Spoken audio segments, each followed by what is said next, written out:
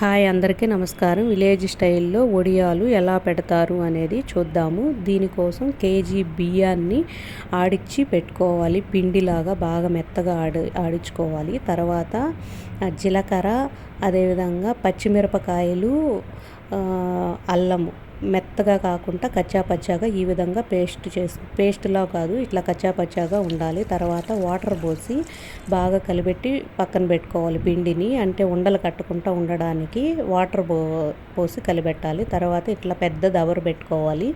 ఇది 8 కేజీలు బియ్యం ఉడికే దబర.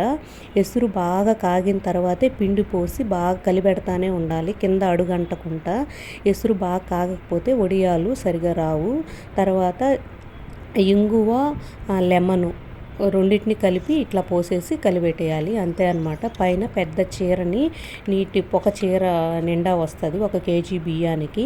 ఈ విధంగా వడియాలు పెట్టుకోవడమే. తర్వాత మరుసటి రోజు బాగా ఎండిపోయి ఉంటాయి, ఒక రోజుకే ఎండిపోతాయి. సమ్మర్ సీజన్ కాబట్టి, సమ్మర్లోనే కదా ఎక్కువ వడియాలు ఇవి పెడుతుంటాము.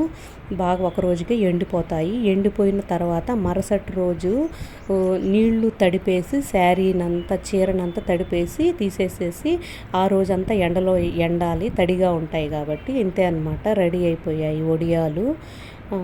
మనం ఇంకా డీప్ ఫ్రైకి సరిపడా ఆయిల్ పోసుకొని ఇంకా వేయించుకోవడమే. ఇదే విధంగా సగ్గుబియ్యం వడియాలు కూడా పెడతారు. సగ్గుబియ్యము, నువ్వులు అవి వేసి కూడా అదొక రకం వడియాలు, అవి కూడా బాగుంటాయి. నెక్స్ట్ వీడియోలో అవి చేయడానికి ట్రై చేస్తాము.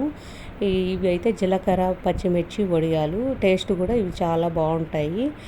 ఇట్లా అయితే మేమైతే ప్రతి ఇయర్ ఇట్లా పెడతాము. Okay, thank you.